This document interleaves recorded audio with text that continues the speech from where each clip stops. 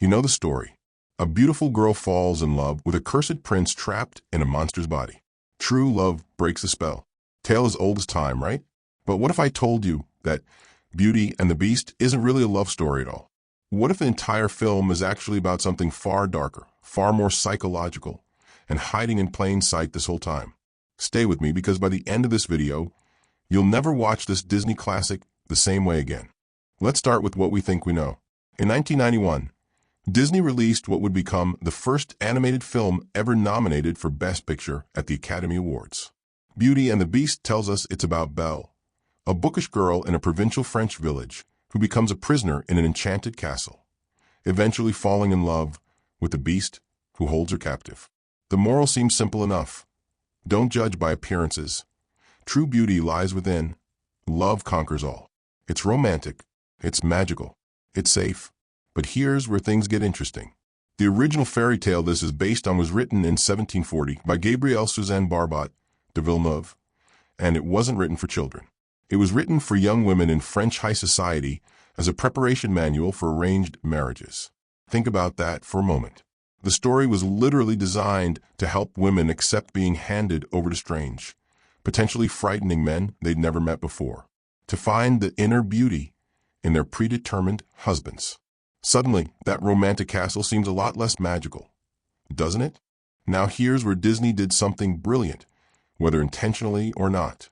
They shifted the story. In the original tale, Beauty is passive, accepting, dutiful. But Disney's Belle? She's something else entirely. Look at the opening number. There must be more than this provincial life. Belle is trapped, not in a castle, but in societal expectations. Every person in that village wants her to fit a mold. Marry Gaston. Be the pretty wife. Stop reading. Stop dreaming. Become ordinary.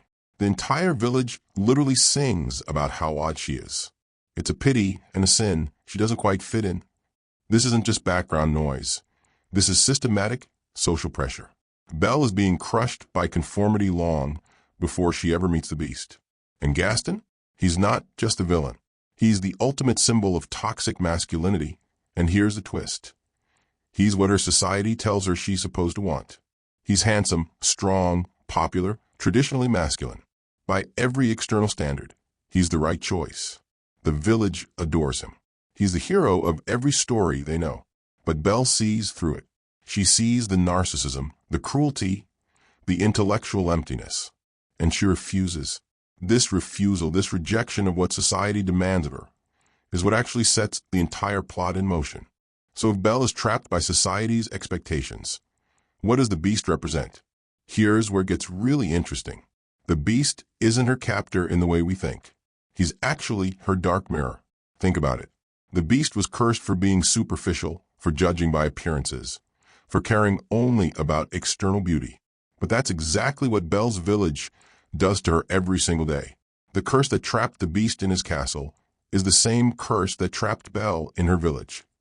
The inability to see beyond the surface.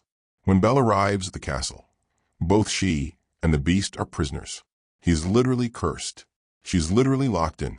But metaphorically, they're both trapped by the same thing. Other people's perceptions. He can't be seen as human. She can't be seen as herself. The Beast's transformation throughout the film isn't really about him learning to be gentle or kind.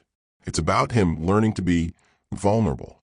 Every moment where the Beast grows is a moment where he lets go of his pride, his anger, his need to control how he's perceived.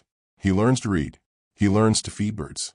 He learns that being beastly on the outside means nothing if you're authentic on the inside. And Belle?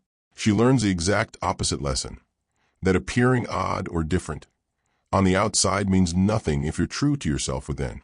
The Stockholm Syndrome question. Now let's address the elephant, or rather, the beast in the room. Stockholm Syndrome. Critics have long argued that Belle falls in love with her captor, that this is a dangerous message about abusive relationships. But watch the film carefully. Belle doesn't fall in love with the Beast because he imprisoned her. She begins to care for him only after he fundamentally changes his behavior. He lets her go. He nearly dies saving her from wolves, expecting nothing in return. He gives her the library not as a transaction, but as a genuine gift acknowledging who she is. Most importantly, Belle leaves.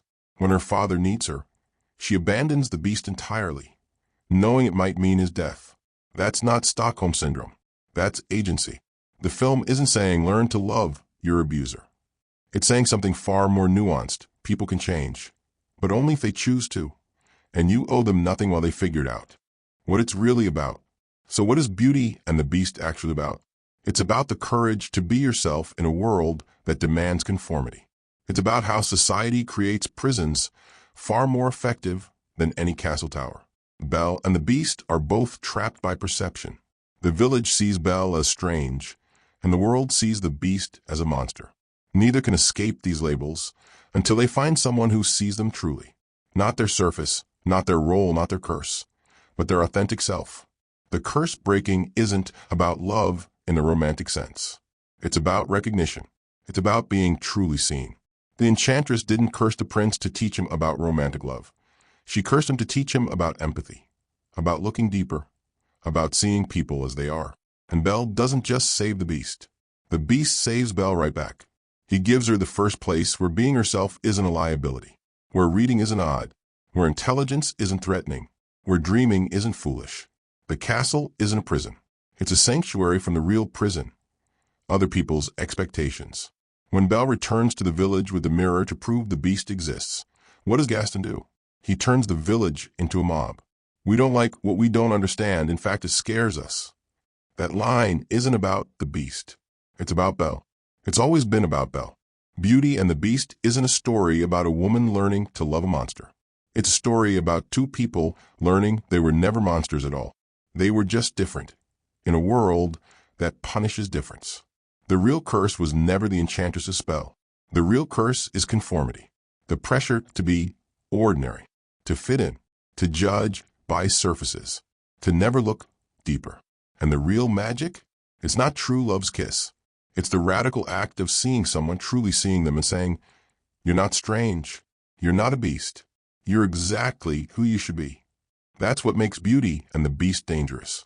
Not because it romanticizes captivity, but because it suggests that society itself might be the captor, that normal might be the real curse, and that the courage to be different, to be yourself, to refuse to conform, that's the only magic that actually breaks spells. So the next time you watch Belle walk through that village with her nose in a book, ignoring everyone who tells her she's odd, remember, she's not the strange one.